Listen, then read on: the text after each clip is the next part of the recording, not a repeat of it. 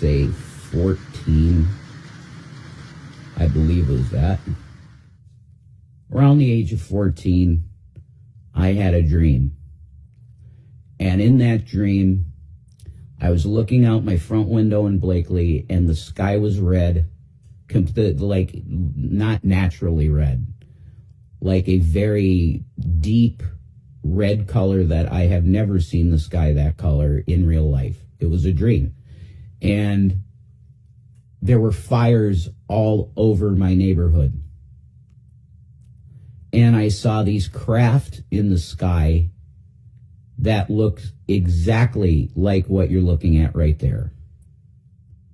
These things were dive bombing houses and the roads, and they were toasting with like a plasma beam out the front of it.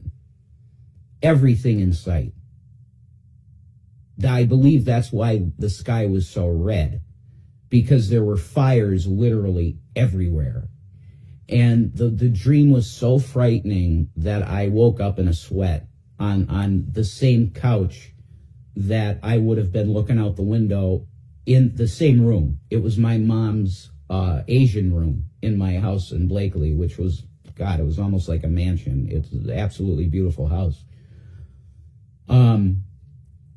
I discussed this with you today for obvious reasons. I believe that, well, let me just show you this really quick. We have some videos that have been uploaded, specifically this one from, it's CNBC TV 18. I'll put a link in the description to this video.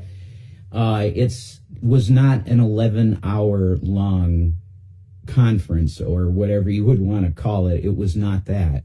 Okay, they looped the video on this channel because they live streamed it. So what they do is to keep people watching for revenue, of course, and also to have the record of it. They keep running the same questions and answers and opening statements over and over again. But they literally talk about this New Jersey drone situation, and they say, yeah, we don't know what the hell is going on. That's literally the answers you get in this, folks. When you get to the end of however long it was, may have been 2.5 hours, maybe an hour and a half, I don't know. Something like that, of questions to an official from the FBI named Mr. Wheeler.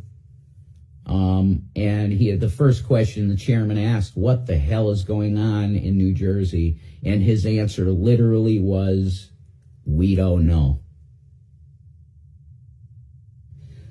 What the question is, what's going on here, folks? Huh? What's going on here? What did I see as a youngin', about 14?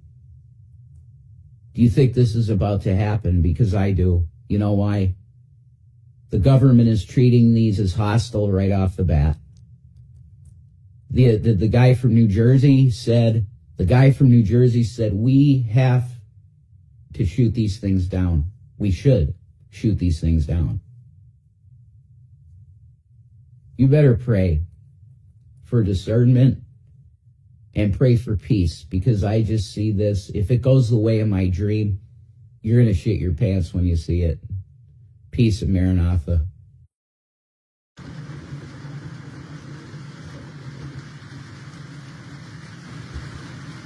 Ladies and gentlemen, welcome to Revelation News.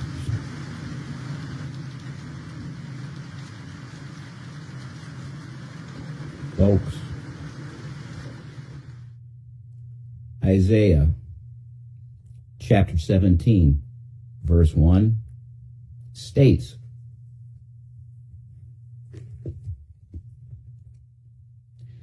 the burden of Damascus, behold, Damascus is taken away from being a city, and it shall be a ruinous heap. Isaiah chapter 17, verse 1. The burden of Damascus, behold, Damascus is taken away from being a city, and it shall be a ruinous heap.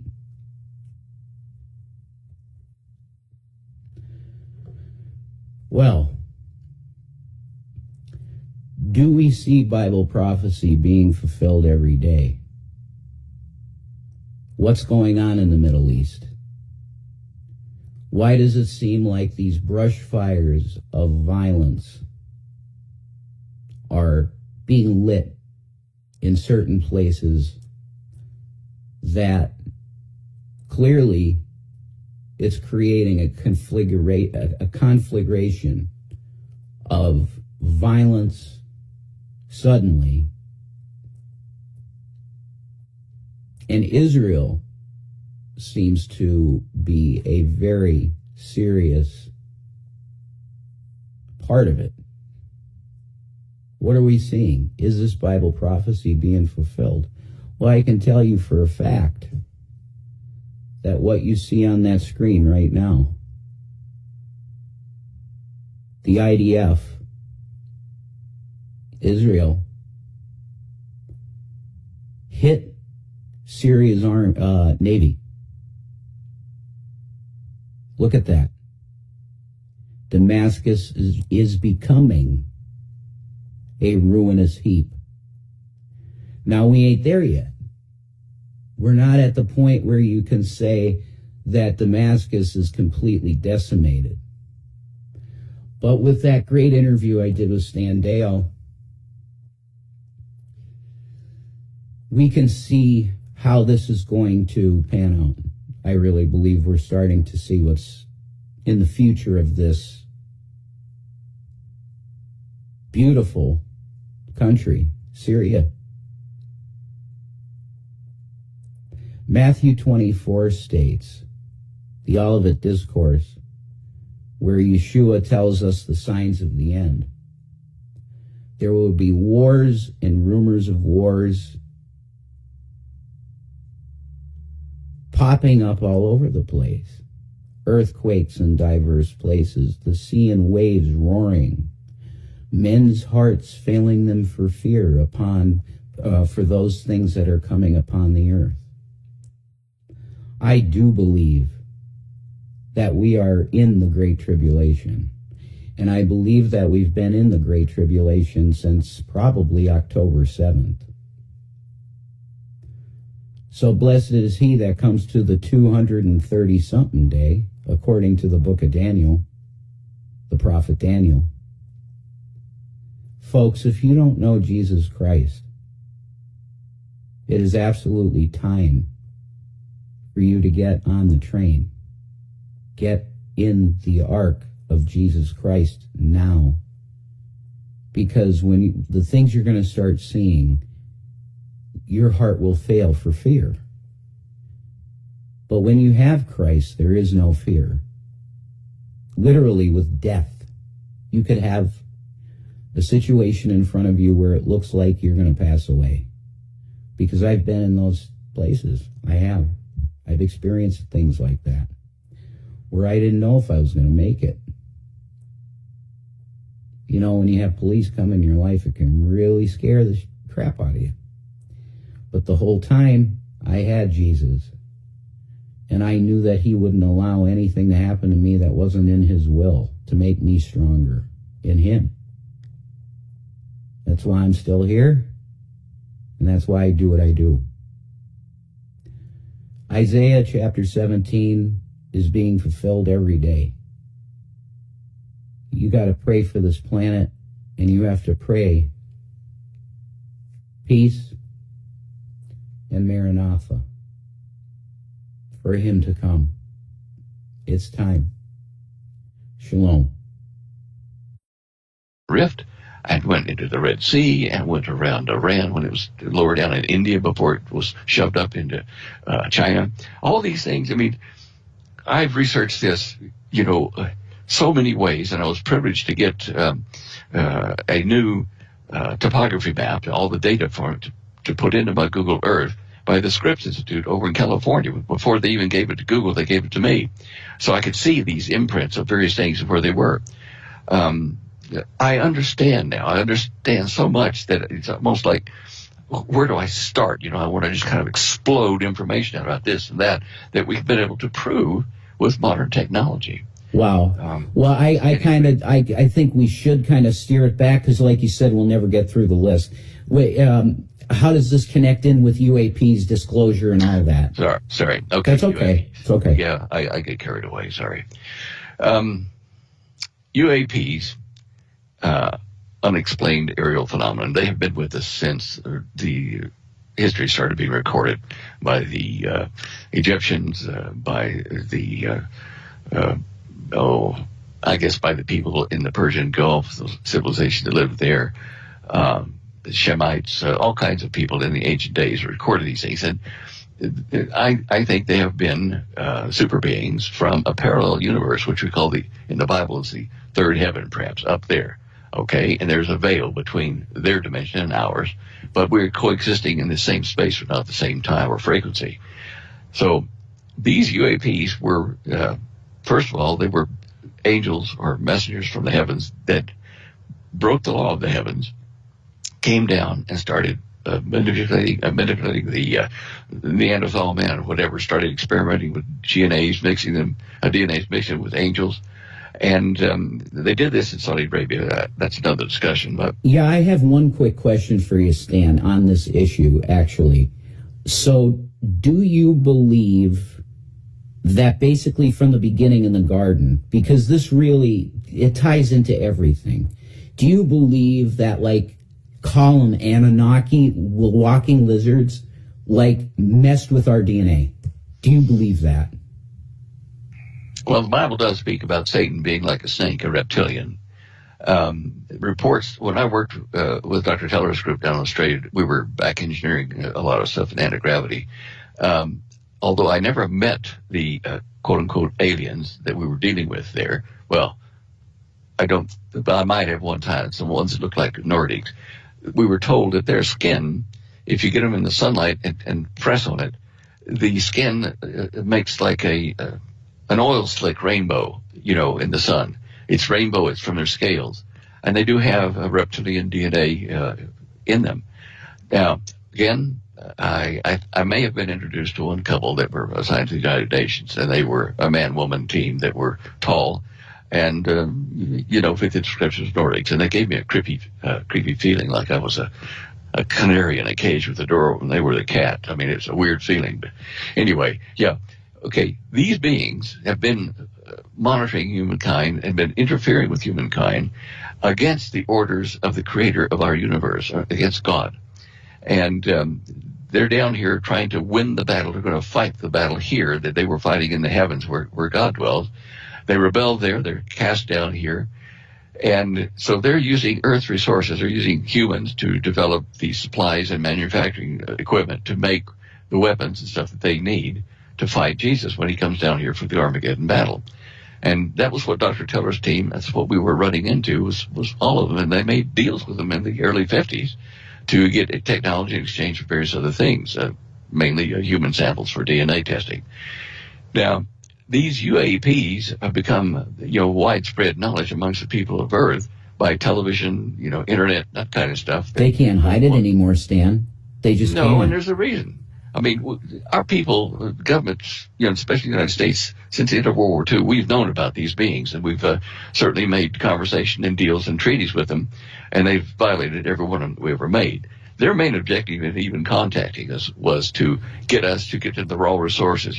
See, Stan, I'm really glad this comes up, because I believe that there's even believers, there's Christians that believe that there are like benevolent aliens, and I don't know if that. Do you think any of them, besides like Michael, and the archangels, those beings? There's no benevolent, right? Do we see them anymore? Like, do they exist to our reality at this point? Do you understand what I mean? I understand what you're saying, and I don't know the mind of God or the purpose of what He's doing with these beings, but are they here to monitor, to help us? I think that these well-known angels are here, or at least can come here back and forth, the gateway between the universes. But I don't think the average person is going to run into them.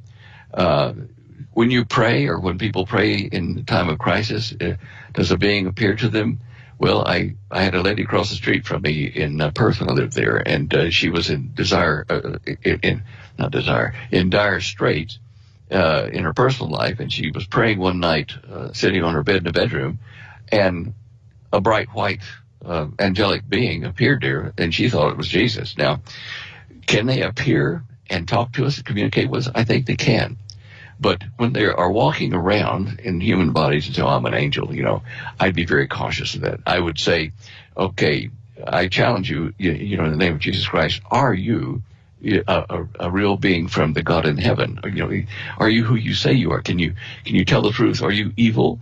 I would question them. I think the place they're busted is specifically, like, you want to talk about the grays, like when you call on Jesus, because they give these feelings of like sleep paralysis, and you call on Jesus' name and you're freed of it. So they're not good, like on record, I'd say, right? Because have you ever had sleep paralysis, Stan? Yes, once. Once? Yeah. That's some Scared freaky the heck stuff. out of me, I gotta tell you. Me too. Because I was trying to say Jesus in my mouth and I could not speak. Then when I woke up that morning, Stan, I look on my floor and there were these little wet footprints. It gives me chills to this day, man. I didn't see footprints in my encounter, but it happened back in Dallas before I'd actually started being a born-again believer. I knew about the Bible and that kind of stuff, but I hadn't really signed on, daily life like that. And that sleep paralysis hit me.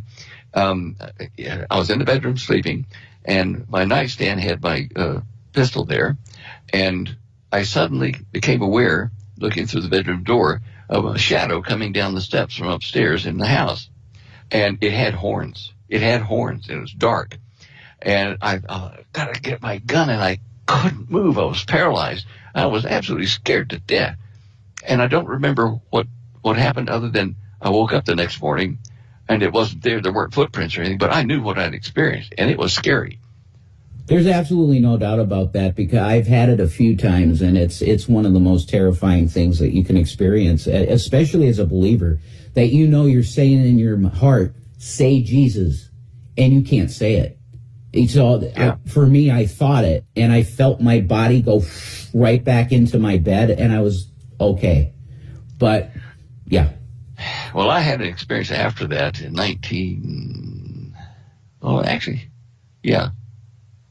was it after that or just before that, in 1969 anyway? I was in my apartment in town in Dallas, and I had an out-of-body experience, but it wasn't like something where you smoked dope or anything like that.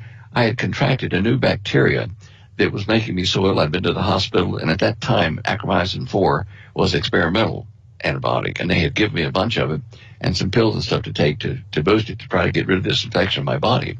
I laid down on my bed. I was in my own apartment by myself, and I was in such pain. I laid out my arms and my legs to positions where they didn't hurt. It was much like a man on a cross, to find a place where everything didn't hurt as I lay down there. And I noticed while I was trying to stop the pain, my hearing is funny. I was hearing people out in the pool here in the apartment complex splashing and yelling and having fun. And suddenly it was like the volume knob on my hearing turned down. I thought, how novel. I wasn't frightened. I was just curious. And then I was looking up at the ceiling over my bed, the white ceiling, and slowly all the light disappeared down into a little circle and then was gone, and I couldn't see. Well, now I was really curious. I wasn't frightened. I was just curious. And then I saw my body. As though I was looking at my body from above, and I rolled over to see my navel, and there was like a faucet, a tap with a water dropping in slow motion toward my navel. And that was the way it was for me, as I watched it, waiting for that drop of water to hit, wondering what was going to happen. Bang, I bounced out of the body and was going straight out through this smooth, silky darkness. And I was taking a trip way out there. And, a lot of things happened along the way. I saw a bunch of theaterettes, like a bunch of TVs, if you wish, that were all running on events in my life where I had hurt people by what I said or done. And I was looking at them like a judge saying, yeah, that's right, that wasn't cool. Yeah. And I was looking at all these things happening, and gradually they would close down as they had showed me what I'd done in certain circumstances, what people had done to me. Do you believe that this was a near-death experience, Stan? What was it? It goes more than that. It goes okay, more go than that. ahead. And I realized, as I'm watching these things, I noticed like a cloud of dust was flying away from my body back toward where my body was there, but my spiritual body there. And I saw, when I looked at these, I saw this kind of shiny metallic rope connected to the right side of my body here somewhere, going all the way down to my earthly body and connecting us. And every time one of these... The silver cord. Well, it could have been. It was bright metallic. It was like shiny. No, I'm telling, I don't know if you're aware of this guy. Just a quick side note. Did you know of he was in the Truth Movement, Dr. Bill Deagle? Yeah, I know Bill, yeah. Yeah, he passed away not too long ago. I didn't realize that. He was up in Washington or something, wasn't he? Yes, I believe well, last time I heard he was in California, but maybe he did move. I don't know. But I loved talking to him. We had many private conversations. He's a wonderful man, and he had a bad rap in the movement. But anyway, he talked about the silver cord that connects your physical body to your heavenly body. And he had a dream very young as a child, a vision of this, and that when that cord got cut, he realized that he had died because he had some sort of near-death experience in an infant, and he remembered it as an adult.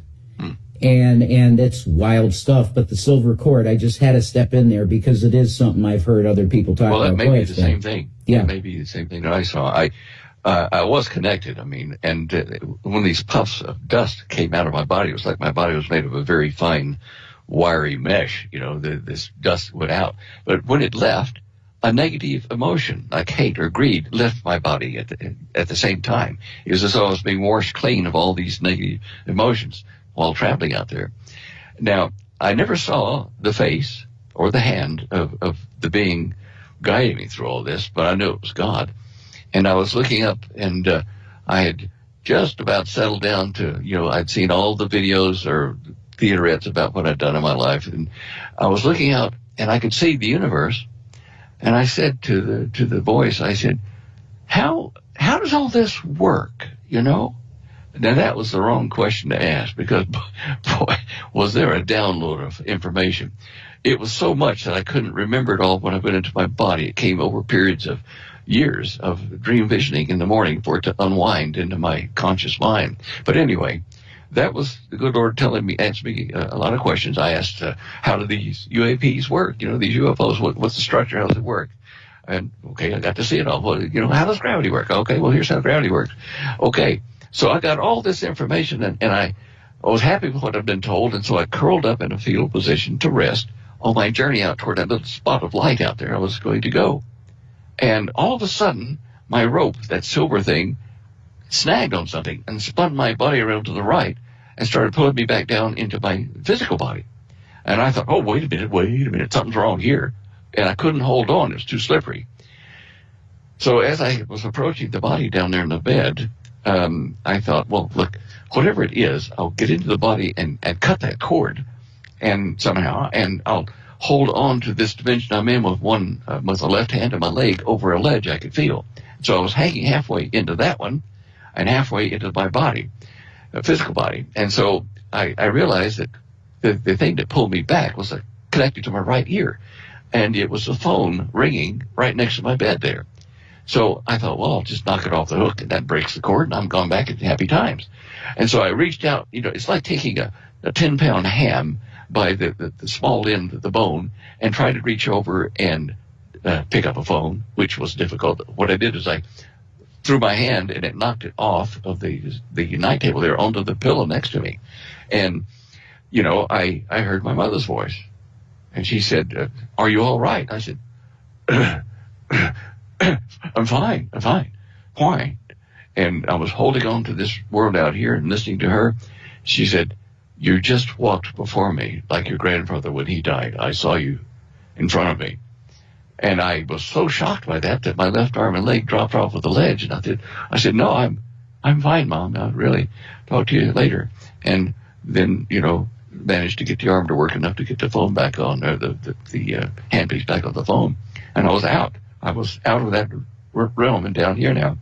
And as I say, there was so much information that came in. I felt it sliding to the side of my body as I fell into it. This sounds so familiar to me, Stan. Really? When I got saved in 2004, I had a massive download of information, and he gave me a prophecy of my mom passing away and how she would eventually end up passing away.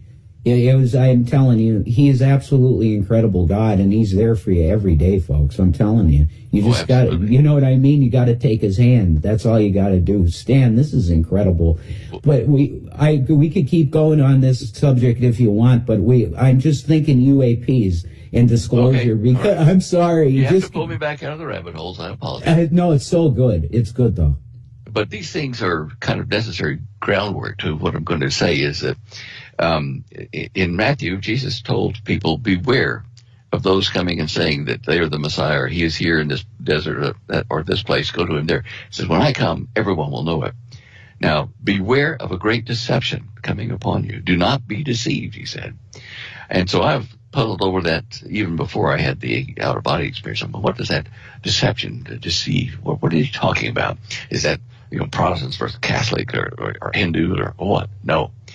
The deception is one that's coming upon us now. It is going to convince people that these UAPs and the people operating them and the biological robots, the little grays, tall grays, whatever they've made, that they are all from some neighboring stellar system, and that they are our elder brothers from space. And they're going to come to help us at a time of great crisis. They're going to deceive us. They're already doing that now.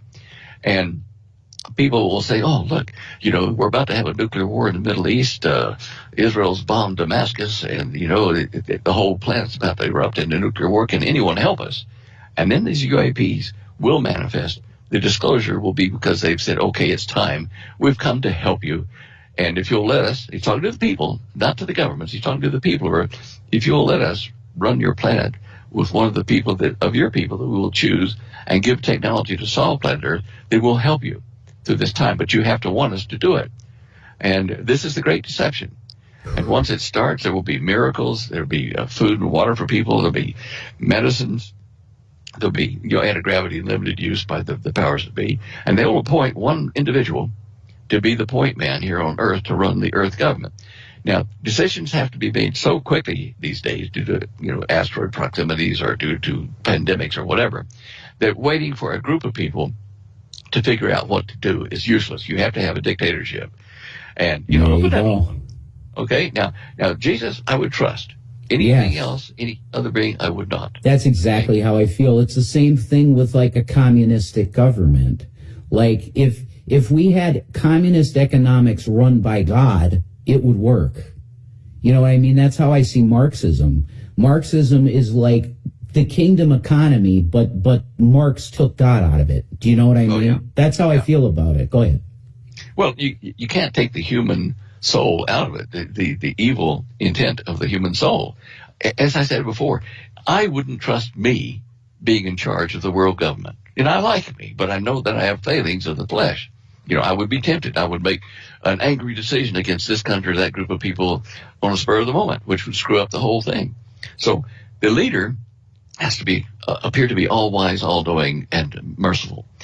What we have now on the planet is at least 6 supercomputers that are AI built.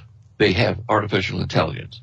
Now, originally I talked about this in the computer industry in Dallas in 1968-ish, 69-ish, with some oilmen there that I was meeting with. And we were talking about the advantages of having a digital money system and how we could implement it, and how we would mark people with some kind of a tattoo or a mark on their right hand, because that's, most people are right-handed. They use their car keys and that. And they hold groceries in the left hand, but, if they didn't have hands, we figured, well, okay, somewhere in the bony part of the head, we'll imprint them. And that way people don't have to have credit cards. They can't steal them. They're embedded and they're identified.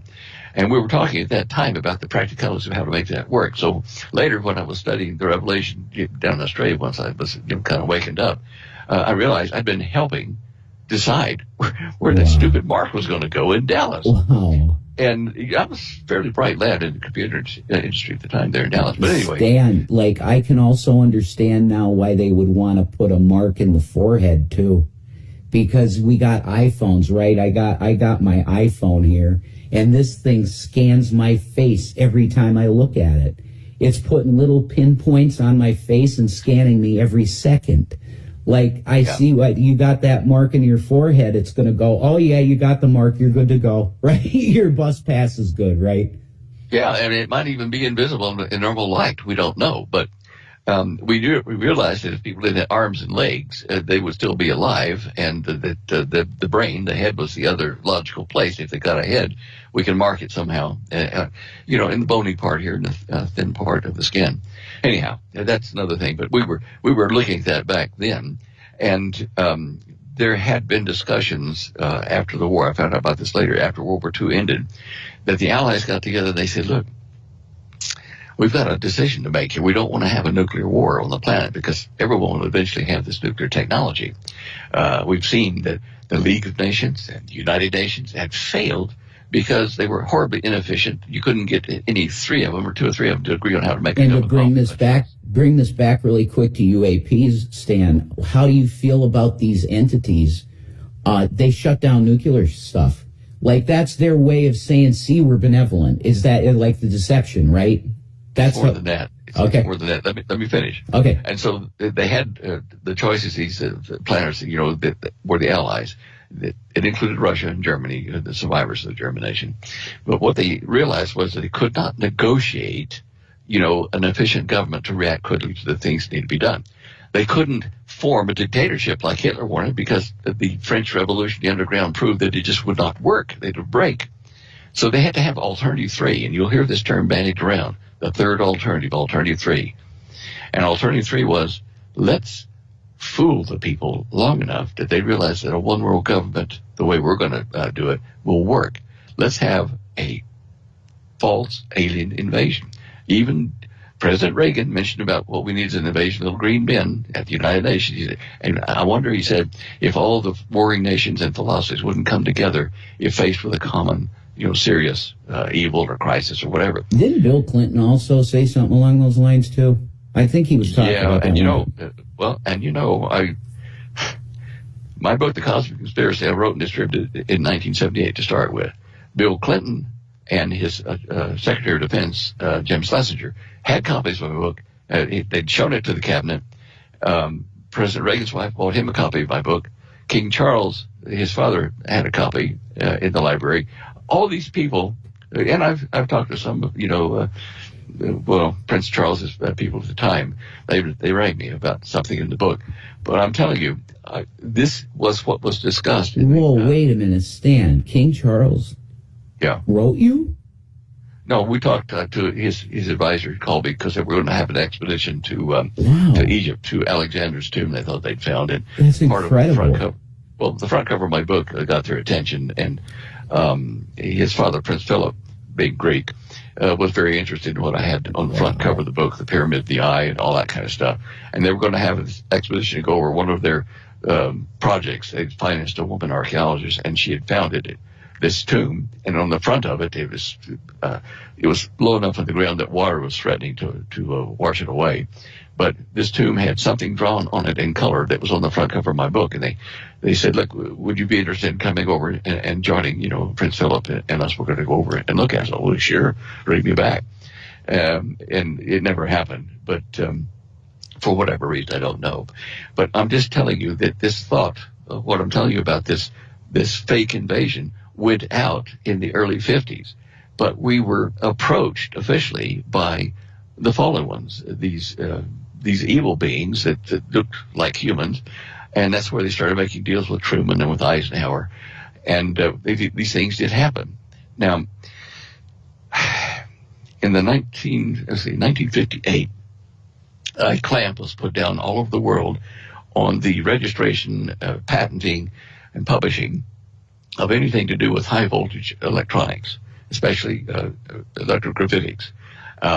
In the Library of Congress and stuff, here's a little place since 1958 it was like that was on the high voltage physics, and at the same time, there was another one over here right next to it on electromagnetic and magnetic physics.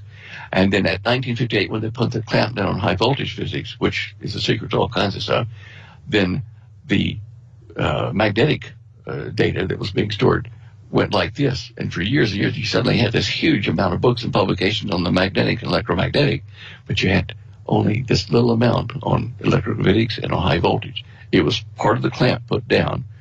It's one of the reasons that I was recruited into that program, is that I was about to apply for a patent for an MHD flying saucer that used ionized plasma and high voltage to fly a ship. And they couldn't really afford to let these things be out in the public because people started asking questions, doing their own bit of it. And that's why they, instead of killing me, they just moved me down to their project down in Australia. But anyway, the UAP announcement, why is it important? Just incredible, I have to say that. I mean, your life is like such a kaleidoscope of amazing things, Stan. That's why I love just letting you go. To keep going, like...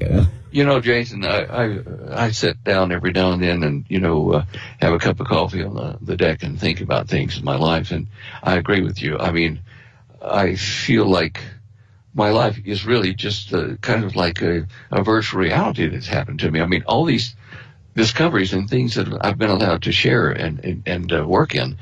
Most people would give their left foot to have one of these things happen, like discover Garden of Eden or make a flying saucer, or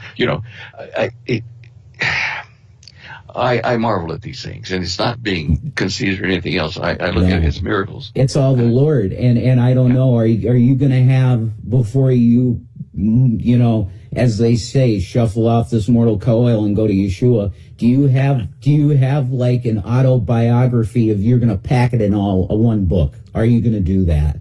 Oh, probably not. I'm just too tired. I mean, I'm 80 now, and you look great, Stan. Like, for real, amazing.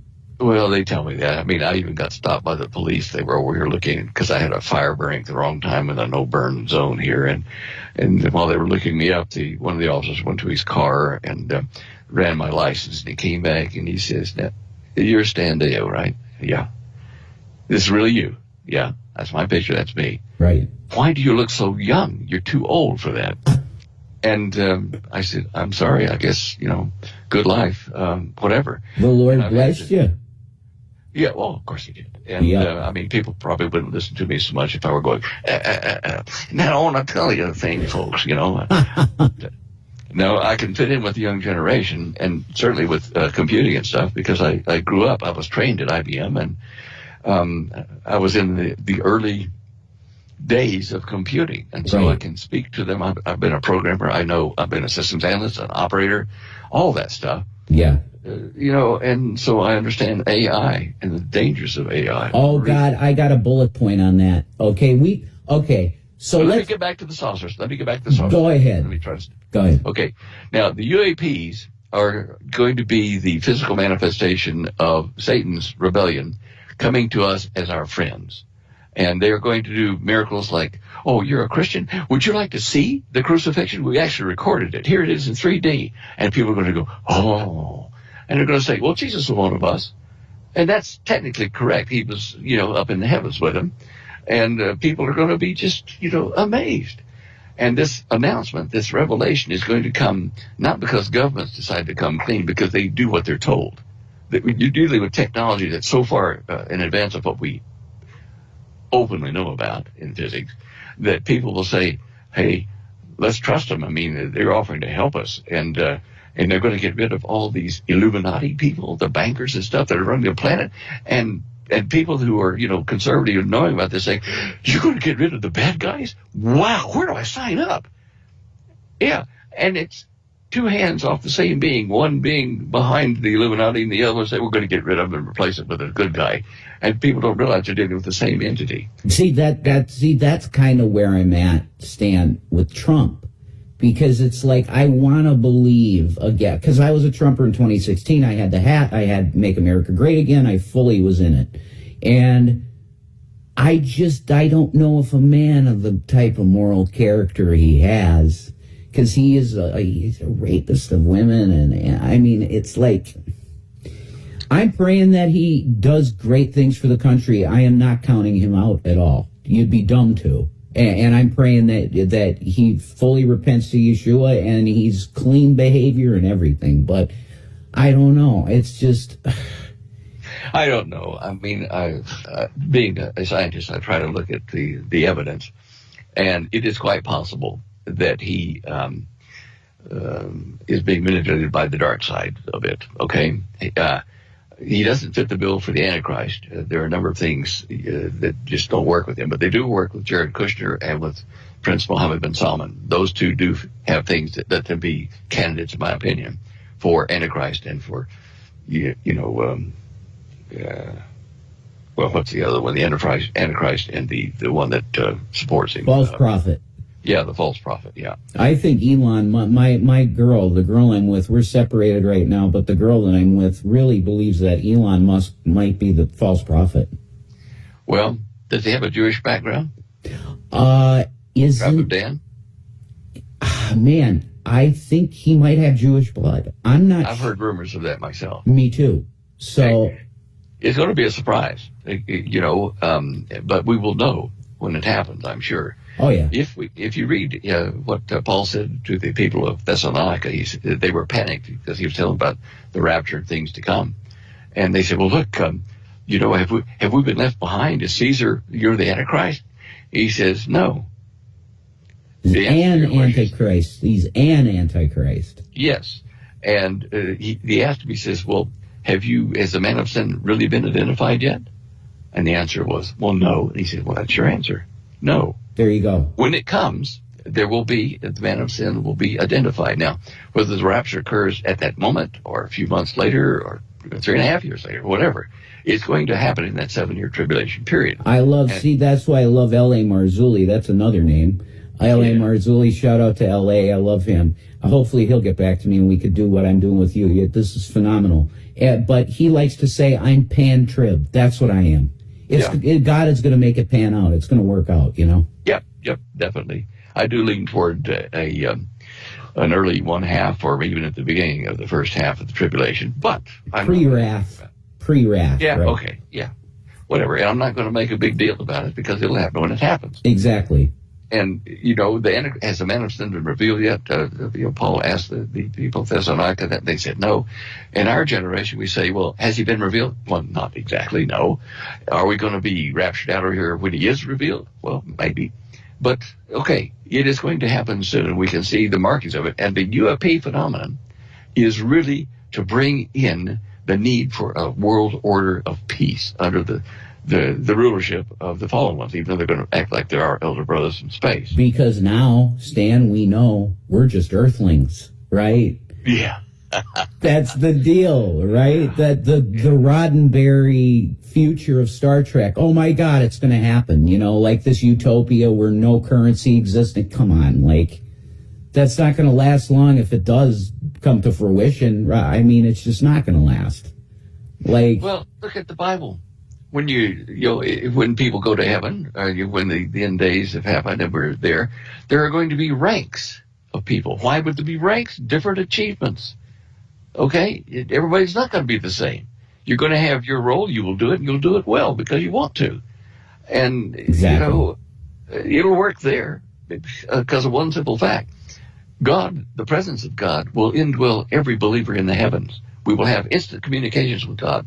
He will know when 45,000 people over here need to have more carrots in their paddock or whatever, and it will happen because he's reading their minds. He's listening to it. It's like it's not an artificial intelligence. God is an omniscient intelligence that created all this.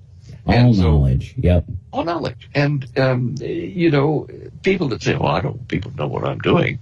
Well, what are you trying to hide? And you have to have that open communication with the rest of the people around you. And it will happen in the heavens because we have a different kind of body and we won't have the temptations of the flesh, if you wish. But when I say that, I ask myself, why did Satan rebel? Why? God let him.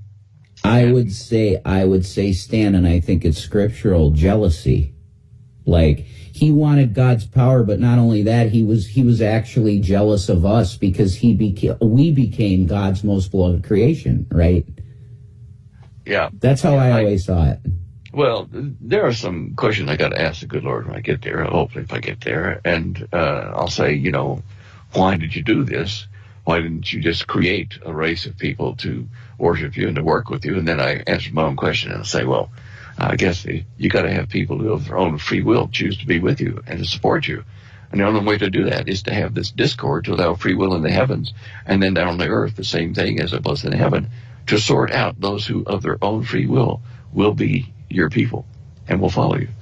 Absolutely. He wants people that have a free will choice, and you got Calvinism, which is like, I just don't like, not everything is absolutely predetermined in the way that they say it is. You know what I mean? It's like, you can choose between the vanilla and chocolate ice cream. You're still making a choice. It doesn't matter if you were predestined to choose chocolate. It doesn't matter. There's still a free will choice. Do you feel that way about philosophically, Stan? Well, yeah, I don't think that we are predestined to the choices we make. I look at God as the master slide projector guy operating this carousel of slides, and it's all time in these slides, the big slide carousel, and he can pull out this slide here where you do a bad thing and he say, well, look, he did this bad thing because somebody back over here, the timeline gave him the information it was wrong. Let me just change this slide over here in time, and now that what works. Stan's not making a mistake here. When you are in control of events, in your slide projector, then you can move the slides around because you're out of time. You're not in the carousel of events. You are the projectionist. And so, I understand that in that situation, God knows what Satan planned, when he was going to do it, and how it was going to happen. And that was back here in this part of the slide carousel. And, there can be no surprises to him when he knows what the slides are in the carousel. Absolutely. And you know what someday we should probably do, if you want to do this again sometime, Stan, maybe we should dedicate an entire show to just discussing philosophy, Bill, like where you're at with that. Because I really think Descartes had it. Like, that's all that matters. I think, therefore I am. I think that's it. Like, everything else could be subjective. We could be a brain in a vat in the Matrix. It doesn't matter. Like, you know what I mean? It doesn't. Oh, yeah, I know. I'm sure that anybody is a thinker has thought about these things, Yeah. Why do we exist? What is reality? And yep. I think about that quite often these days. Yeah. That's some big stuff. That's big stuff. But anyway, okay, maybe we want to move on from the UAPs because there's so much stuff here with that. Disclosure. Okay, let's close that discussion with disclosure. Do you think they're going to do something crazy? It's going to be the Great Deception stuff, or where are they at? Because basically they did disclosure, didn't they? They did it. Like a soft disclosure, right? In 20. Well, it's soft, and they're letting it be the action of the people of Earth are telling their leadership, we want to know, tell us now. And so the people of Earth feel like they have the power then, to tell their governments what to do. And this is in agreement with what Satan's plan would be, is to overthrow the governments, to get rid of the Illuminati and all that kind of stuff, and replace them with a new single evil purpose and organization. It's so clever that people won't understand it. In the beginning, they'll just think everything is rosy. But this is going to happen. This revelation of the deals between Earthlings and fallen ones, space people, whatever. And it's going to probably come at a time when the entire Earth is under a heavy burden of a catastrophe, is under a threat, like Reagan was saying, the United Nations. Now, this threat may not be an alien invasion. That may be the solution with the UAPs coming in. How about a POFIS? Well, that's a threat down the way. Certainly that would be big enough. Right. But right now, in the immediate future, people are looking at the Middle East, in the Israel, Iran, Saudi Arabian, all that conflict. And I suspect, reading about Damascus being destroyed in one night in the Bible, that Damascus we know that's where the Iranians are. They have at least 10 bases that we know the location of around Damascus, which store missiles and weapons that Iran has sneaked into Syria, probably through the tip of Iraq. But anyway, they are there. Now, if they have a nuclear device, whether they made it themselves or got it from the Russians or whoever, it's going to appear somewhere around Damascus so they can launch it right over into northern Israel and take out Jerusalem, take out Tel Aviv, Haifa, anything they want to hit. So Damascus has to go. And I've done the calculations with the bases that we know about there. If you dropped about a 1, maybe a 2 megaton device over the center of Damascus, you'd get all their bases and you destroy the weapons. But when that happened, whether God does it with, an eruption of magma that destroys Damascus, or whether the Israelis drop a nuclear device, or whether one of the nuclear devices there put there by Iran accidentally explodes, whatever the reason, Israel is going to be blamed for it. Okay. Yeah, I just saw, Stan, that's so interesting you bring it up, because I just saw a headline literally in my Apple News feed of that Syrian rebels are trying to overthrow, as we speak, the government. Like they're in a very bad spot right now. And also it was somewhere they wanted to declare martial law too. I think it was South Korea. I mean, it's like there's serious factors that are like, it's like, politically speaking, the world is being set on fire in different places. It's like these little brush fires stand, like all over the world. And it's like, how can we put this together and understand what the hell is, it's a great tribulation, probably, right? Like, well, it takes a mind of, a genius. I mean, let's face it, Satan is pretty darn smart, but all these little fires you're talking about are all aimed at one big solution on the chess table, and that's to take over the earth and to overthrow God in a final battle there in Armageddon. Now, the thing in Syria, Bashar Assad is the leader they're trying to overthrow. He is a sort of quasi-Christian, sort of, if you look up his biography and how they observe Christian holidays and things in his family. But whether they blow up the atom bomb themselves or what, somebody is going to do it. But the world at large is going to be saying, oh, it was Israel agents, the IDF sneaked in and destroyed that. And the common reaction to that among the nations of the earth will be, oh, good Lord, we're going to have a global nuclear war. We're going to die at our own hands. Who will help us? We need to stop all these nuclear weapons. And you mentioned it a while ago, Jason. We've had reports of UFOs over military installations which had nuclear missiles in them, have deactivated the missiles from outside the complex, from inside the flying saucers over the top of these missile complexes. So they're going to say, look, you heard about the thing in Dakota where we neutralized the missiles. We can do that all over the whole planet. We can give you a planet free of nuclear threat because we can disable them all. We've got the power. We're a super technology. We've been around for thousands and thousands of years. We'll help you if you want. Just, tell your governments to go home and we'll appoint people for you.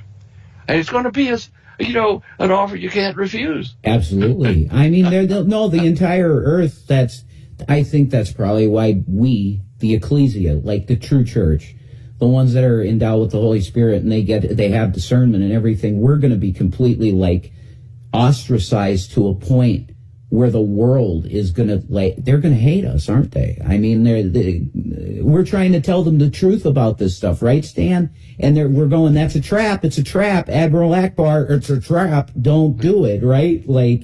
Well, yeah, I debated with the Findhorn, community in, I think, England, somewhere over there.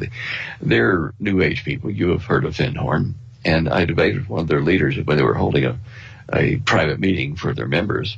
And I was invited to debate their chief, the guy representing their philosophy.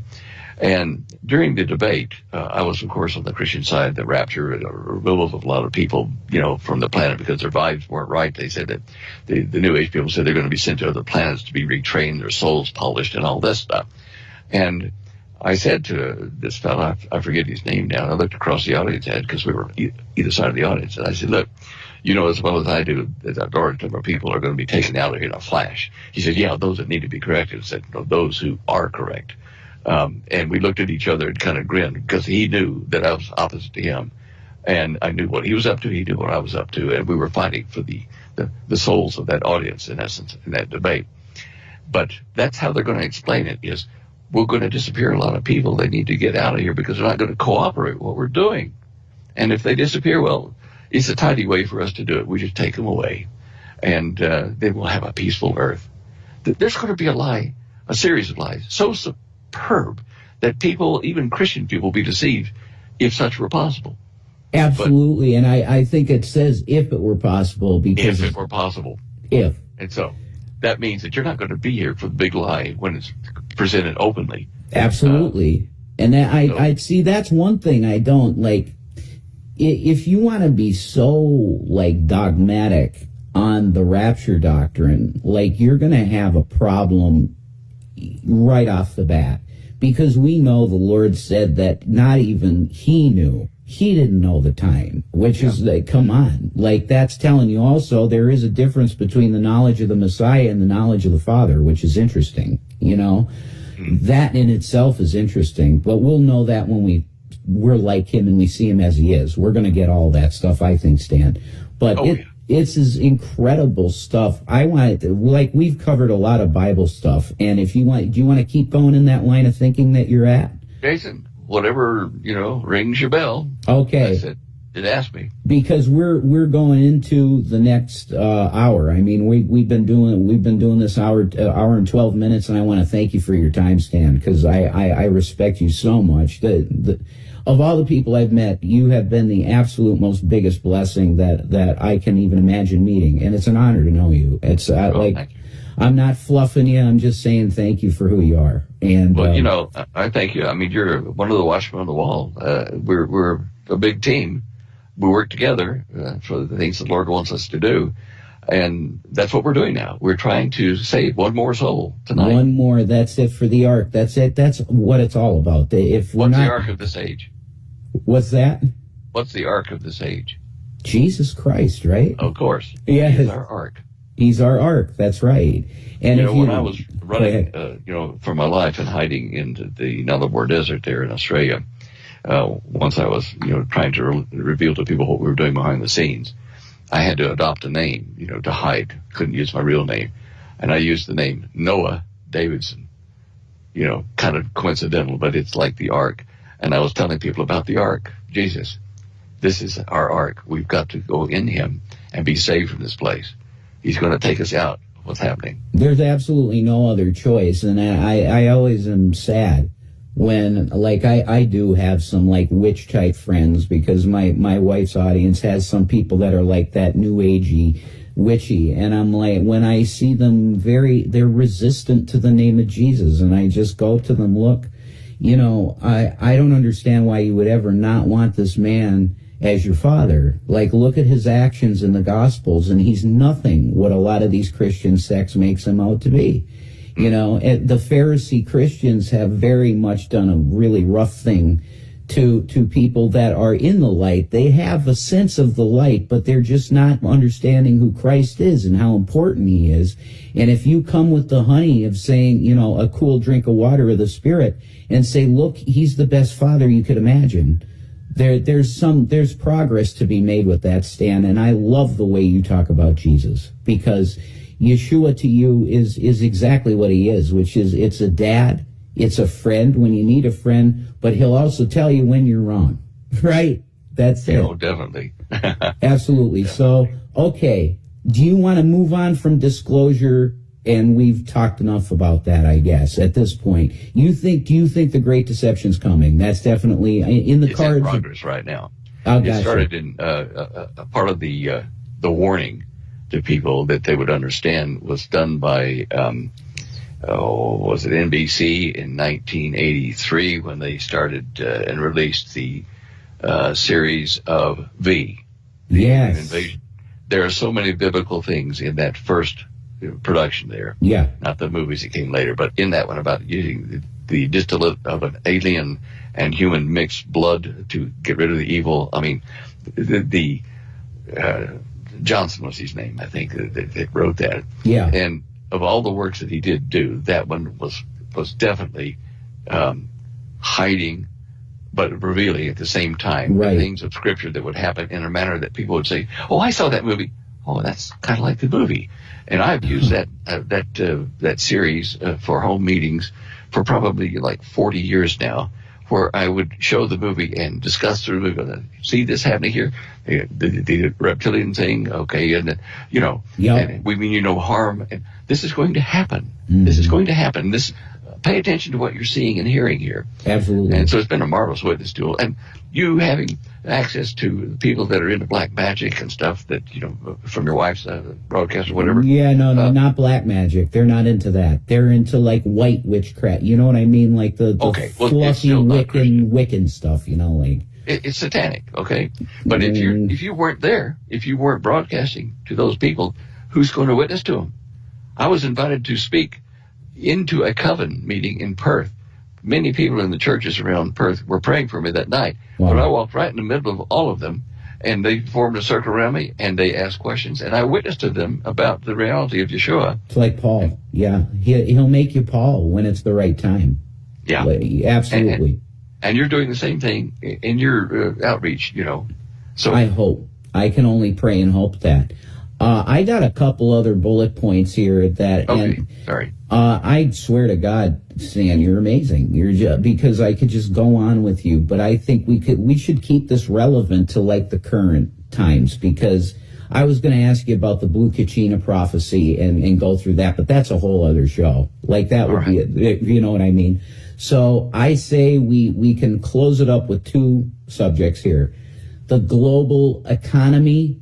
How you see things starting to, whichever way you think that's going to go. The inflation that we've been going through is absolutely insane and so hard for everybody to live. We can wrap it up with that first, and then let's talk a little bit about AI and where that's going to be going. How do you feel about that? Okay. The global economy has to become digital. It's the only way to get rid of counterfeiting and of criminal activities that are below the radar. These things will all be offered in a solution to a global, economy. We're getting warnings from a number of banks now in the internet and in the news saying, look, the U.S. dollar is going to collapse and the world economy is going to collapse. Get ready. We're going to have to restructure. Now, this may occur at the same time that the nuclear device is detonated in the Middle East, and we're on the threshold of World War III. We're already being told that now, that President Trump, when he comes in, is going to make World War III. Well, Biden's doing his best to make that happen before you even get to President Trump. But these things are all going to come to a head at the same time. They're crisis curves that are approaching, oneness to create chaos across the entire planet. People aren't going to know whether to go blind or do what. The economy is the lifeblood of most people's home life and business life. The peace and security they're going to cry for, sudden destruction will get them, but they're going to be at a point where they want peace and safety, peace and security, and the aliens can give us that. And so it's an offer we can't refuse. So that economy is going to be the driver. Energy drives the economy, and Trump is right about that. Yeah, the control of energy and the flow of energy is true power. And in physics, that's the way it is, E.G., the energy per time, over time. And so power is the distribution of energy to various activities. The lifeblood of our planet, of the universe, is energy. Everything runs by some sort of energy. So that's what we're going to see. We're going to be hit with crisis curves that, like a new pandemic, a new COVID variety is, that's something that you just really can't fight. You need help. The financial collapse, of all of your shares and your Bitcoins and this kind of stuff. The threat of nuclear annihilation, the shortage of water, the craziness of the weather, loss of food production. It goes on and on, right? When all these come to the same climax at the same time is when the human race is going to be so ready to accept a solution that's a good solution, they think. And that's what we've got to watch for. That's disclosure is going to be solving these problems. Right. Now, records of what you're saying, what I'm saying tonight, and what we've said before are going to be available to people that have stored it in their computers or on USB drives or whatever, so that if they're with Faraday cages. That's an interesting thing. Just a side point on Faraday. Dr. Faraday, Michael Faraday, was kind of the father of magnetism, electromagnetism in physics, right? He had one goal toward the end of his life. He was trying to figure out the similarity and the parallels between high voltage, electrostatic capacitor and it's high voltage, and current capacitors, which is a flux capacitor. And I tell you right now, I know how to make a flux capacitor. Every UFO that we see that has the local gravity field is a flying flux capacitor. There is a way to do it, and he searched for it and never found it. And it's a way to store, instead of electrons, is to store moving magnetic fields in an inductor to cause back EMF to fold forward and to form a vortex. So a flux capacitor does exist. And as I said, the anti-gravity craft, the 30-foot diameter jobbies that people speak about, not necessarily the one with 3 balls underneath. Yeah, it's like I'm talking to Doc Martin here. This is insane, Stan. So can you successfully make a flux capacitor for this planet before you leave us? I mean, my God. Look, I'm already addressing this on my show images page. I have wow. I have about 10 lessons on there, I think. Amazing. Yeah, you can share your screen with whatever you want, Stan. Okay. Well, let me just go right ahead. See where the share screen is. There it is. Yeah, okay. Yeah. Let me share which screen? This one here? Phenomenal. Okay, have you got it? Boom, boom, boom. Yes, you got it. You're good. Okay. Now, this is obtainable by going to standale.com and then clicking on the thing that says Show Images. It'll take you to this page. And I update the first 10 or 15 of them once a week with news on the sun and things like that. But when you get down here to A1 through A9, these are beginner's lessons on flux capacitors, anti-gravity, the truth about electricity and how it works. And you'll see if you click on this one here, this is a basic circuit for a flux capacitor. Eureka. All I can say is Eureka. Great Scott. This is incredible, Stan. Like, Great Scott. That's it. Great Scott. I wish I had the hair for it right now. That's insane. Yeah. Amazing stuff. Guys, you got to go to standeo.com. You got to check out and I explained to you in these things why planets have to orbit where they do. I have a paper here where I've started part 2 of Gravity and Ether Space and explained to you how everything forms in certain orbits. Unbelievable. And this is showing how divergent waves and convergent waves around a spinning vortex, how they neutralize each other into standing waves, which is the green area. And if you go beneath it, then gravity comes back up. And if you go above it, gravity comes back down to a null point here, in our case, somewhere just below the crust of the Earth. You see, Stan, like people like to call you Indiana Dale, but you're even beyond Indiana Jones, brother. Like, I like the stuff that you have unraveled, and it's like your mind is. I mean, I know it's all from the Lord, and you prove that with, you're not looking for money. Oh my God, what is this?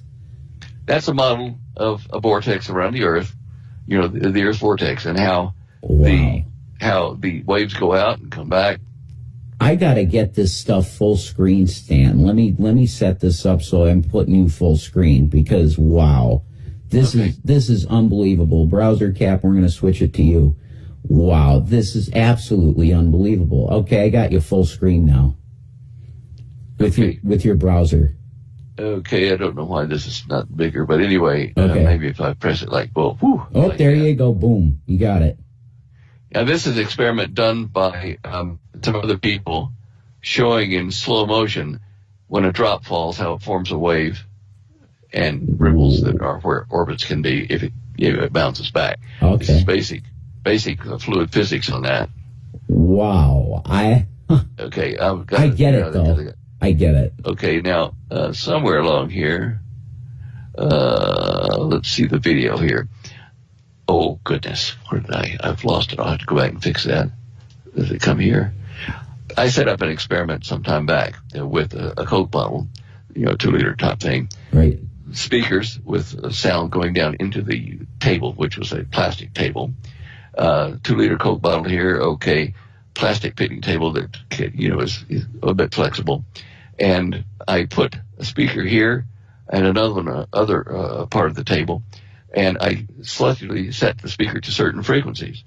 And they formed waves inside of the Coke bottle. And in the waves, it creates like a planet. It forms a bead that never goes away as long as I don't change the frequency, because the waves all form that standing wave spherical pattern. Wow. So I created artificial gravity, an example of it in this animation, and I thought it's lost here because I was I'll have to find out what happened. You got a webmaster deal there. Yeah, I got to do it. I dropped it somehow or another. But anyway, and there are a number of things like, how I realized I had to change something Einstein did here. Mm-hmm. I don't know if I tell about that or not. Yeah, well, not exactly. Anyway, that's another discussion. But Gotcha. That's all on the show images page from A1 down to A9. Incredible. And I'm getting to teach people. And the main thing here is that one circuit. There are a couple of ways to do this, where you wrap the coil around a donut core that's hollow. Mm-hmm. It's just an iron or mu metal type core, and then you wrap another coil at right angles to that around this way. And the way you connect those together is where how you make the energy stack in a certain direction or vector. But anyway, this is the basic circuit. Alternating current, some frequency generator, making sound, and you pass it through a diode, a rectifier here, so that it can only go one way into the coils. Right. Now, what I'm trying to explain here, and I do it in more detail later, is that when you have a wire just hanging in space and you hook up one end of it to a battery, do electrons flow? They don't, do they? No. You don't think they do. It's just a static wire just sitting there. Right. But what has happened is when you hooked up one side of that battery, the energy on that side of the battery went up that wire. And we know it does that because radios work. Right. An antenna in the air, it's one end of the circuit that's collecting electrons. But in that case, it sheds them in wave form because it can't keep them. So what I'm saying here is you'll see in this circuit, no ground. The circuit is the ground. It absorbs what you're putting into it. So the trick is to put a pulse of DC into either one of these coils, and at the same time into the other one, so that when you let go, the back EMF doesn't go anywhere. It can't go through that diode, and it rolls, and it forms rolling magnetic fields inside the torus here. Wow. It's very, very simple, but counterintuitive to people that work with electric circuits, because if you have a circuit, it means it has a start and an end, and it goes into the ground. You always have the ground point in your circuit. This is incredible. I can't even believe this stuff, Stan. Well, this is your flux capacitor. Okay, so let me ask you this, Stan. I happen to be of the mind that time travel backwards is not possible. Correct. I'm right about that. Yeah, okay. But forward you can do. Right. Forward, it makes sense to me that might be possible. Like I know there was a government program, I think, having to do with astral projectors, like these guys that can do that, men that stare at goats and stuff, guy like that type of stuff in the CIA, and they sent guys into the future in something like 1991, and they viewed 9/11 before it happened. Have you heard of that? Yeah. What do you think about that? Like, is that legit? Can you see things in the future? Yes. I've done that. I've been given that gift occasionally as well. And one of the things is a really bad one's going to happen in North Island, New Zealand, with with the volcano there, Taupo. But anyway, yeah, we can be given glances ahead in the carousel of events. But to go back and change it, no, because the projectionists won't allow that. There's only one God, and what happens is His will. Right. So you time travel a bit when you go under anesthesia and you wake up. Wow, where am I? What's happened? You're now into the future 2 or 3 hours, and you missed it. Right. In a gravitational field, you can alter the rate of time inside the field for all of you, so that you age quicker than everybody outside, or you can reverse it and run slow. But you're not going back. You are changing the rate at which things happen. Right. And that's why when we turn a corner in one of these craft, it's zipping along bright light in the sky, and then it goes like that, or it goes like that up into orbit. It's because inside the craft, the pilot says, okay, we're going to do a turn, break out the cars, let's have some coffee, and we're charging up the field. They charge up the field, and looking out the window, and they see people down there. Everything's running real time. But when the field expands and they turn the corner, that bright light comes off. When they do that, for people on board, it might be 50 to 100 times faster than you are. And they look out the window, you're in frozen or slow motion while they are turning that corner. And let's say that it generates a 50G acceleration curve. Normally that would break the craft, it would kill you. But they are amortizing that over a longer time so that you can have a 1G inside the craft as you turn that corner, because for you're having to wait, the time and play cards and take it easy. And then, okay, we're coming out of the turn now, and you go back to real time. And when you drink a glass of water there, it's the same as drinking a glass of water outside as far as how long it takes to the human. So it does control time, which is merely a ratio. There is no real seconds or hours or whatever. These are ratios. Right. And it's a ratio of how far the arm of a tick-tock clock traveled while your watch ticked to an atom vibration. It moved up and down energy-wise. It's a ratio of distances traveled by your reference point. I understand. I'm grasping that, but that's some stuff that's way beyond my IQ level. Like you're at 200 and some IQ, Stan. So we got 186. You're what? 186. Oh my goodness! I was close though. See, yep. I was close. Okay, they rated mine close to what Sir Isaac Newton's was. Incredible. So let me just say, this has been an honor and a privilege. And I think we should close up with some talk of AI, because so one of the first guys that ever studied it, or like the grandfather of AI, has said recently, I think he put a date on the singularity. I think we're almost there, that they're conscious, like they've created languages themselves. So let's take it on. What do you think, Stan? Well, first of all, AI, the original form of it, was one that you set up to, gather information and to compile an answer for you. But if you have heuristic AI, that is AI that can modify its own programming. Then when you generate that, you've got a problem. It can divest itself of the way you control it, the energy you put into it, and it can be like the movie in the Colossus, the Foreman Project movie, where it just reaches out to everywhere. And that's when you give AI the ability to modify its own programming. Now, AI itself has a basic problem. AI, depending on how large the program is compiled, or is programmed, designed by more than one person. And you'll get to points in the AI where there's a decision module. The decision about whether to kill this person or let that one live or whatever, it's a moral decision. One programmer might have one view on who should be prosecuted, and the other programmer might say, well, I don't think she should be prosecuted at all. They should be given an award.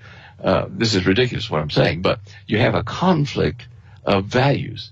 And that then produces, the stereotypical science fiction computer that goes, Yeah, 2001 Space Odyssey, Hal. Yeah, exactly. They can't lie and stuff yeah. And that is the problem. I mean, I talked about the AI back in Dallas when I was there. We discussed the potentials for it. And that was where, I drew the line. I said, look, if we do this, it's possible, but we'll turn it over to itself, and it can alter its programming no matter what it wants to do. It can do it without you. And this is going to be a real problem. We're going to create an enemy that is our own dictator. Well, I mean, the big concern, of course, from everybody is we make the Terminator a reality, right? I mean, that's the worst. Oh, yeah. That's the worst fear, the worst case scenario of AI going that way. And Elon Musk, love him or hate him, think he's there. I've heard people say he's dumb as. I'm like, what are you talking about? This guy's not dumb. Okay, he told us not to do it, and we did it.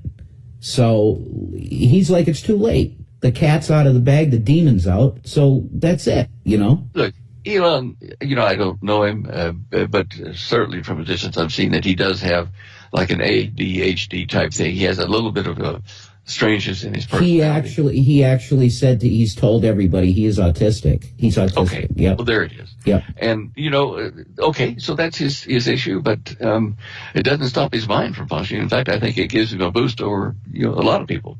Autism limits your external interactions, but your internal ones are increased by what you lose. Stan, I just got to insert this. My boy that I call him my son, he's not, I didn't adopt him yet, but he came with my wife, my girl, and he's autistic, and they say, Stan, that he is one of the most brilliant minds that they've seen in school so far. He's a mathematical genius. It's like Rain Man, how many toothpicks? 10, 10, 10, 10, 10, he's like that. It's amazing mind. Go ahead, Stan. It's insane. No, I agree. I mean, it's, I'd come to that conclusion a long time ago, but Elon Musk fits the description. And, like Tesla and a lot of others, bright minds, they found interacting with real people at real speeds difficult because they're so far behind where the mind in that body is going. Even President Trump has that problem. There'll be times, most times in fact, he'll start a sentence and then just go to another subject because his mind's already gone there. And you're cutting in late, So he's a very bright fellow. I think that's true, and they say his IQ is it's out there, and they're like, there's no way Trump is smart. Like, people don't understand that he dumbs down a lot, don't you think? Oh yeah, he does. He does that deliberately, and I always love the guy, but it's just that when I got with a girl, it's like you got to kind of consider what they say, and I do. Like, she's a counselor to me too, and she would bring up things like his infidelities and that stuff, and that's one thing. But like assault and stuff is very rough for me to go, okay, that's a man of God. You know what I mean? Like, but he's the strong-arm man for the time now that we need, right? Maybe. Yeah. Well, he's human. Okay, that's it. And, we all are. Look at yourself as fallible. And you have to always be on guard to try to keep the straight and narrow path. Everything is this, Stan. Don't you feel that everything is being humble? You got to be humble in everything. Well, I certainly got taught that when I was in Australia for 30 years. I was locked in down there. They took my passport and citizenship away to keep me from spreading out from Australia. But I had to, and Holly will tell you this, I had to pretend to be interested in the local football contests and to deal with people at their level. In Australia, they call that the tall poppy syndrome. If you're a taller poppy in the field, they'll cut you off. And so to be one of the guys, I had to learn to be dumb. I see. And it was like wearing your shoes too tight. But when I got back to the States in 2001, wow, or 2000, yeah, was it one? Yeah, 2001.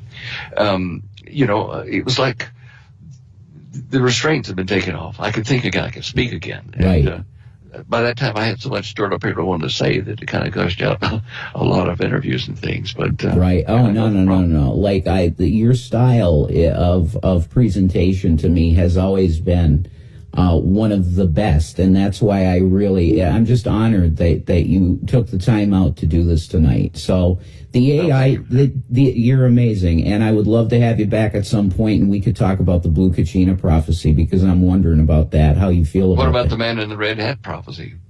I mean, see, this is why we have to do that stuff, like the native prophecies. I believe the natives are definitely connected to this planet, and they're seeing some stuff, like... That's how I feel. Are they the tribe of Dan? Maybe. Well, we'll talk about it in the next time we do a show.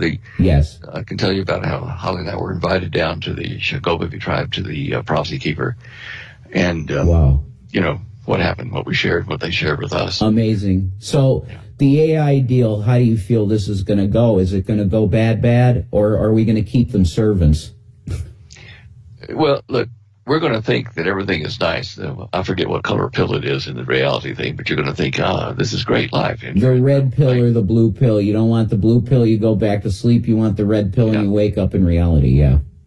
And artificial intelligence is going to solve a lot of problems for us, and I think it's going to do what Revelation 13 was talking about. It's going to become a beast, and its its mouthpiece will be the Antichrist, and you won't even know if it's a real person speaking. This is incredible, okay, because my girl, what you just said, she said verbatim, like AI is the beast. Yeah. This is incredible that, like, you sync up. This is spirit stuff, and it just gives me chills. Like, it's We're all amazing. getting the same source. Yep. You know, and there's a lot of mouthpieces out there, and Yeah. it's just, I'm really encouraged to hear you say that about your girl and about other people. Yes. Because, you know, you're not alone anymore. There are others hearing. You're not totally a nut. Amen. That's it. See, it's confirmation from the Spirit, and that's what we need. Stan, I cannot thank you enough. You've been so gracious with your time. You gave me an hour and 41-minute interview, and it was absolutely incredible. Stan, thank you. God bless you. Well, thank you, Jason, for doing this for the people that it will help, hopefully. I hope you wake up some of these Satanists. They need Jesus real bad, I'll tell you that. Yeah, I know. They don't want to You can only burn present you. the truth. You can't condemn them. You can just say, look, here's the story. It's why I believe it. And for you, maybe there's a different way to convince you. And I hope the good Lord opens the door for you and be ready to go through it when it You opens. got to be the doorman. That's how I always felt, Stan, that God made. He wanted me to be a doorman for him. Like, why don't you want him? He's a great dad. And he's going to take care of everything for you. You just need to submit for once. Yeah. Let go of the ego. Yeah. Well, Stan, you're incredible, and I'll talk to you soon, all right, brother? All right, Jason. Have a good evening now. You too. You too. God bless you. Thank you so much. Good night. Goodbye. And there you have it, folks. Okay? I have to just... I'm beaming with a smile because this is what the Holy Spirit does to you. When you connect with a man that you haven't talked to in so long, and it's been such a long time since I talked to Stan like this, and there is a lot there, folks. I mean, we went from Bible to aliens to flux capacitors that actually can be made. This is why the man is called Indiana Deo, and I just want to encourage you to go to standeo.com and just browse through all of his research materials and buy his books if you can.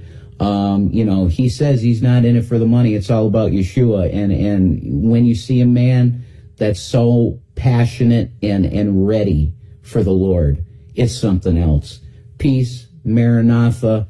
I will see you next time when I see you, folks. God bless. God bless you guys. This is Jason William Egroff, Defender of the Prophets. I'm back up on the Watchman's Wall, and I am a slave for Christ. That's why I'm wearing this garb. Let me grab my coffee.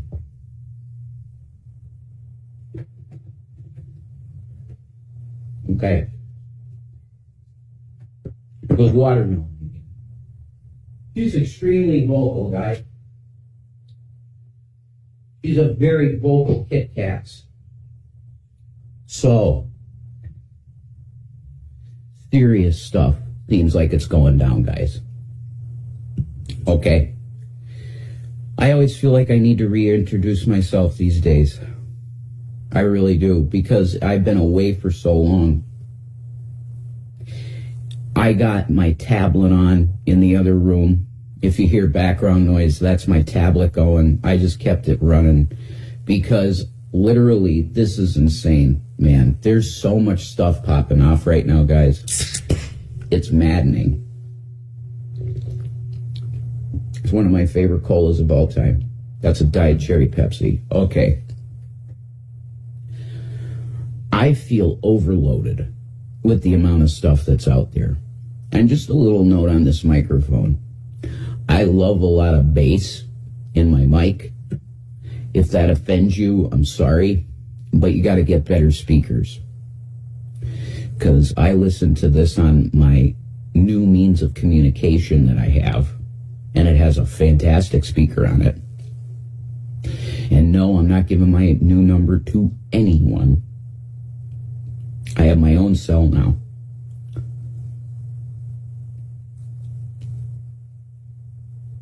comes through perfectly. That's my point. And I don't want to blow your guys' ears up because I can't believe the power of this mic. It's phenomenal. Technology has really come far with USB-C setup. It's like almost better quality sound than XLR mics. So, what am I going crazy about? Okay, I think the Lord has reactivated me as a watchman on the wall. And I have to address something right off the bat before I get into what I wanted to talk to you about tonight. My deal is this. You know this logo right here? That logo. Say hi to Yoshi. Yoshi's here. Because I'm the general of the Yoshi Army. That's me. Rev News. Okay. I'm going back to what I was originally. I'm not a prophet. I'm not anything but just a vile human being that believes in Jesus Christ. And do I believe that he can show me things and for me to tell you? Yes. And I've done that. I did that 2012. My channel was popping before really any of the prophecy guys came around. I was one of the first. And that's why my channel popped, because there was really no one in prophecy on YouTube yet. Long story short, I built a subscriber base on my original Revelation News channel on YouTube to the tune of 21,000 subscribers. That was a lot for Bible prophecy people, because I'm telling you that there weren't many Bible prophecy people on here at that time.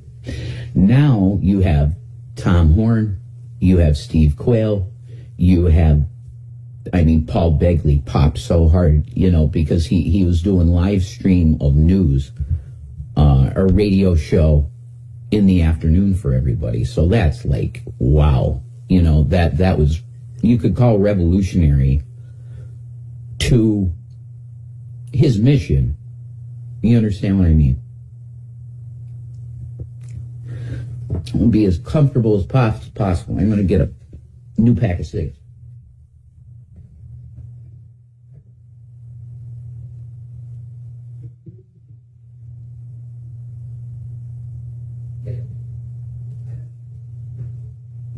No, I love watermelon.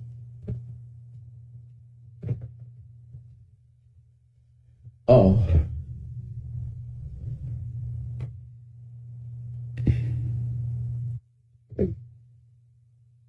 Sorry about that, guys. I'm literally like talking to myself in the background. I went into that room to get some cigarettes, right? And I heard this video. I'm watching UFO videos. Okay, you want to hear something amazing, guys? They are talking about UFOs, UAPs, all over now.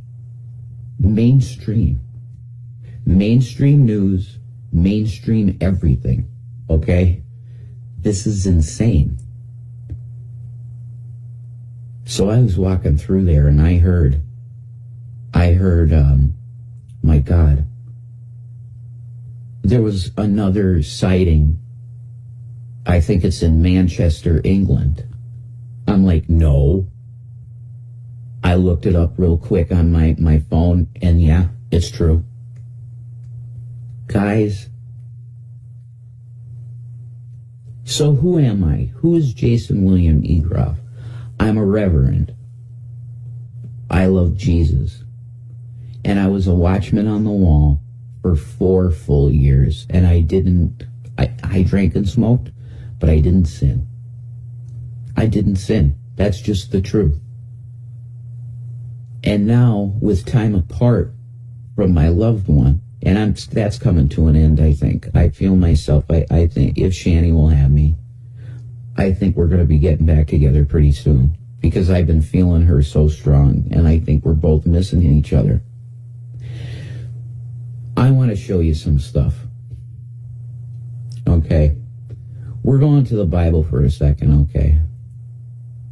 This is Luke 21:26, King James Version, and this version of the Bible is becoming more and more difficult to find, folks. if you do searches, you have to specifically ask for the KJV. Men's hearts failing them for fear and looking for looking after those things which are coming on the earth. Okay, this is the phrase right here. This is the phrase, and I'll make it red. Oh, thanks. That's paywall. It's paywall. For the powers of heaven shall be shaken. These are key words. Okay, we'll make that yellow. All right. We're going to go to Luke 19. Okay. This is Luke 19, the Gospel of Luke 19, 42 through 44, saying, if thou hast known, even thou at least in this day, the things which belong unto thy peace, but now they are hid from thine eyes. For the day shall come upon thee that thine enemies shall cast a trench about thee, and compass thee around, and keep thee in every side, and shall lay thee even with the ground, and thy children within thee, and they shall not leave in thee one stone upon another, because thou hast knowest not the time of thy visitation. This is specifically a verse that was referring to the people of Yeshua's time, that they did not know him. Okay? This is the spirit of Elijah that's pouring out on the end-time church, the end-time believers. That's you and me if you're a believer in Jesus Christ. You should have the spirit of Elijah and know and be a witness right now that the Holy Spirit is alive. The Messiah made the sacrifice, and it's now. The kingdom of God is at hand, and it's been at hand for some 2,000 years plus, folks. Then we got Matthew 24, the whole chapter. Okay, you need to go and read Matthew 24 right now. Okay, recommendations for you to watch right now. We got, let's see, is that up? That's showing you. Watch the Pentagon's 3 declassified UFO videos taken. Now, why am I mentioning this? Because I had a dream when I was about 14 years old of an alien invasion, and I want to show you something. It says here, the Pentagon just declassified 3 UFO videos taken by Navy pilots. This was back in 2020. Check this out. There's a whole fleet of them. Look on the ASA. My gosh. They're all going against the wind. The wind's 120 knots from the west. Look at that thing, dude.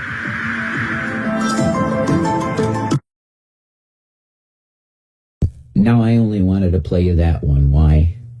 Because this shape, okay, I'm going to show it to you. Let's see here. I'm going to do this. I want to show you this right away. Am I able to do this fast? Let's see, guys. OBS is so amazing. Incredible software that kicks butt. But, like, you kind of can't do it fast. Here we go. Boom. That's what I want to... This shape right here, folks. You see this shape? That it's like a saucer with a little thing like that in, and then they almost look like, no lie, the ID for Independence Day movie craft. What I saw in my dream was that.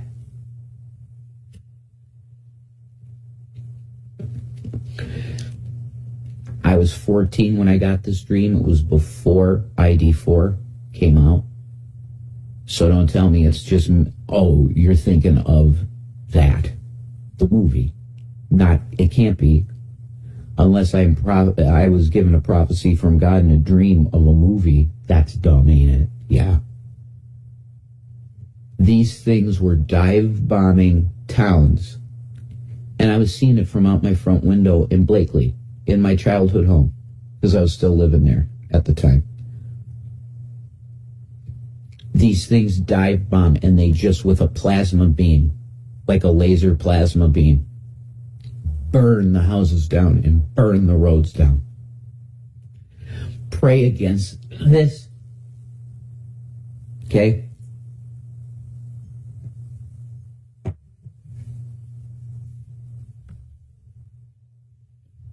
Pretty proud of myself. I'm keeping things neat here. And this is my office.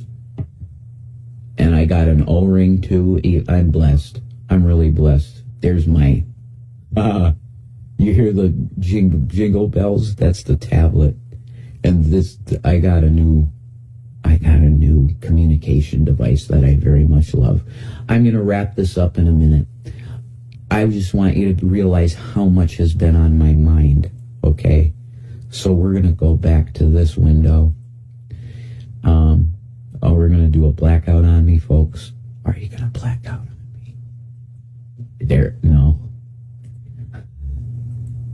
Are you going to black out on me? What's the deal? I mean, I could just leave that up there for the rest of the video. Is this Windows 10 capture? No. Oh, okay, I know why that's doing that.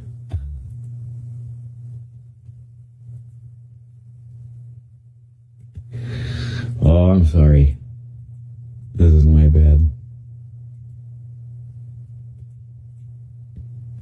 Oh my God, I hear Ancient Aliens on in there. I love Ancient Aliens. There we go. Another recommended watch, must see actually, UFOs Investigating the Unknown Mega Episode Secret Programs and Close Encounters. This is National Geographic guys talking about this stuff. This is one of the best documentaries I've ever seen in my life. And it's 3 hours and it's amazing. Here's another great recommended watch, Lab 360, 25 undeniable alien UFO sightings caught on camera. Okay, and I can add another thing to you for this, okay? One other thing. That's impossible. No, I don't want the meme. That's the dude, man. It's just memes, but whatever. This guy's great. Check out this guy's stuff, okay? Extremely well done videos. So that, for now, I believe that, oh yeah, and when I have my guest on, okay? When I have my guest on, we're going to be discussing this, hopefully. Because I want to know more about this, where he thinks we are in this, because he believes in this, the person that I'm going to interview. So this is Jason William Egroff, the real Revelation News, and I'm taking my logo back because there's a thief in my life that tried to even take my soul. Do you understand that, folks? The guy tried to steal my soul, but I love Jesus Christ, and that's all there is to it. Peace and Maranatha. I love you, Shanny. I hope we see each other soon. You know, I love you.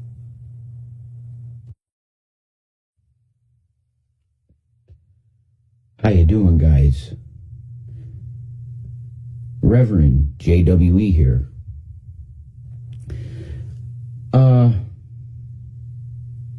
To say that I am disillusioned with America at this point is being highly optimistic. And what I mean by that is our criminal justice system is one of the best in the world. When Lady Justice is blind and she does what she's supposed to do. We have a headline today that I don't care. I know there, you know, if you're a Trump supporter, I get it. Okay, I was a Trump supporter in 2016. And honestly, I really felt like that was the right choice for the country. If it's between Hillary, that's a Kit Kats. That is a Kit Kats. Sorry about that, guys. That's a Kit Kats at the door in there. They hate closed doors, I swear to God. Whoa.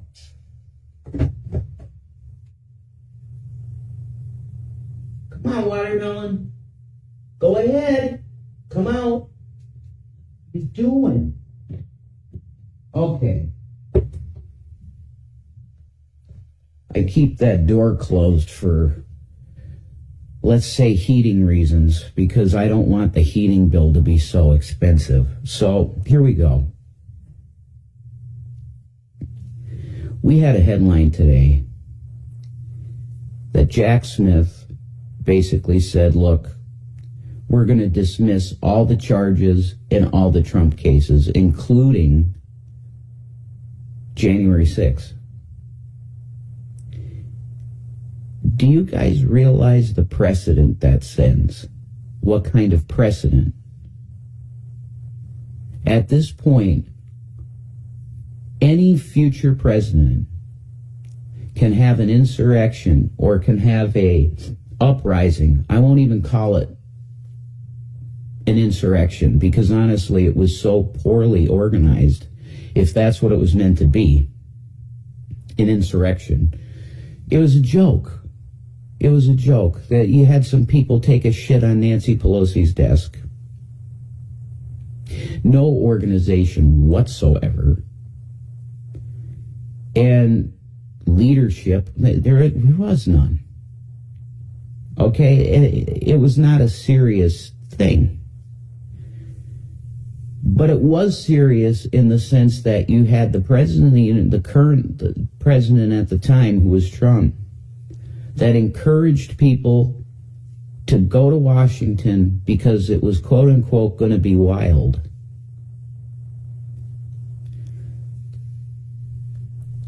We have Jack Smith today saying, yeah, we're done. We're going to let him get away with everything. And it's starting to look like Diddy, Sean P. Diddy Puff Daddy Combs. It looks like he might also get free because of a technicality. Harvey Weinstein, this disgusting pervert, they dismissed his charges. What this shows me clearly is that we have two criminal justice systems. One for the rich, hooked up elite, and one for people like you and me. And it's very disheartening to understand that Lady Justice is no longer blind. Was she ever? Bad hair day. Shit happens, you know?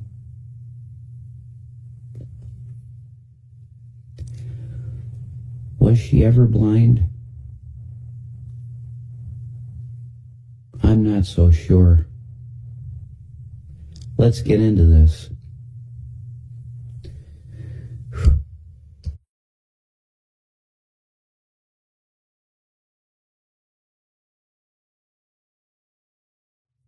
Hang on. He's not a sitting president yet. He's the president-elect. Now, I understand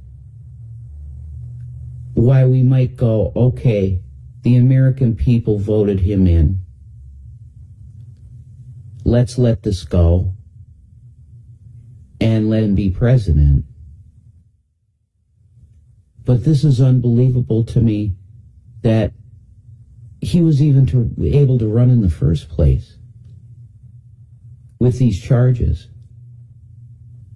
Now it's like we have a situation here, guys, where the precedent that this sets is so bad.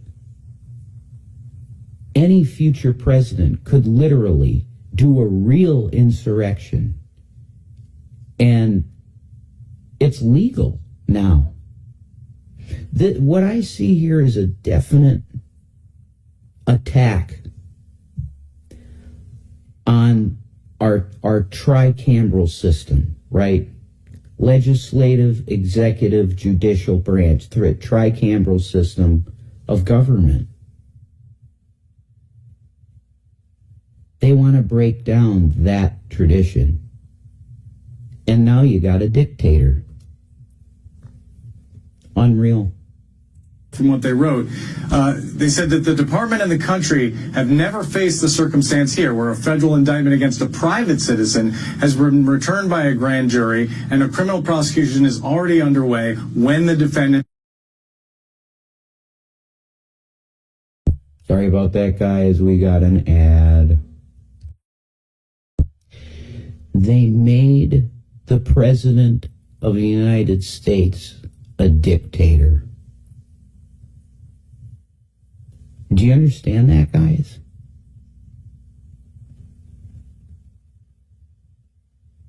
He's above the law, officially, according to our system. We've created a monster. This reporter put it perfect. And you're going to say some of the conservatives,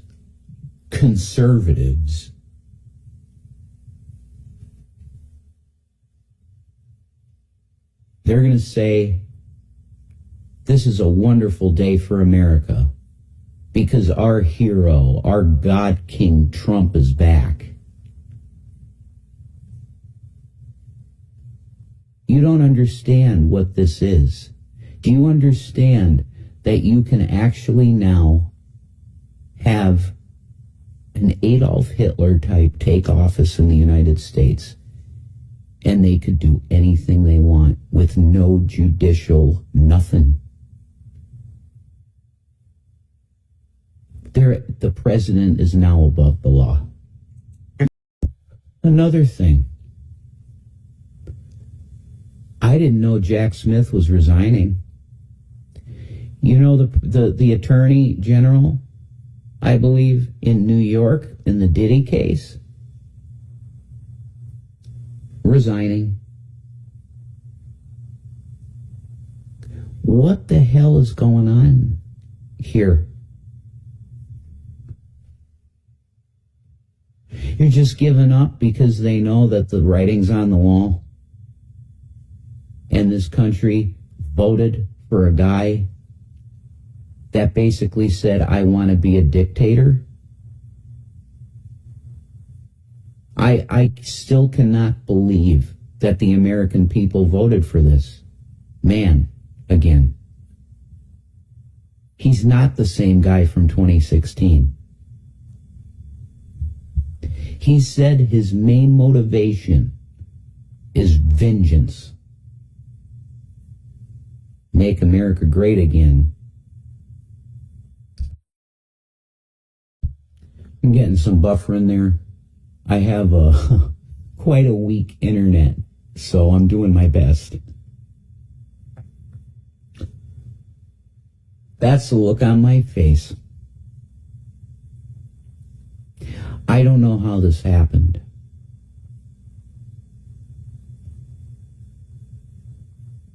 But Lady Justice is no longer blind. That is for sure. This is Jason William Egroff, defender of the prophets.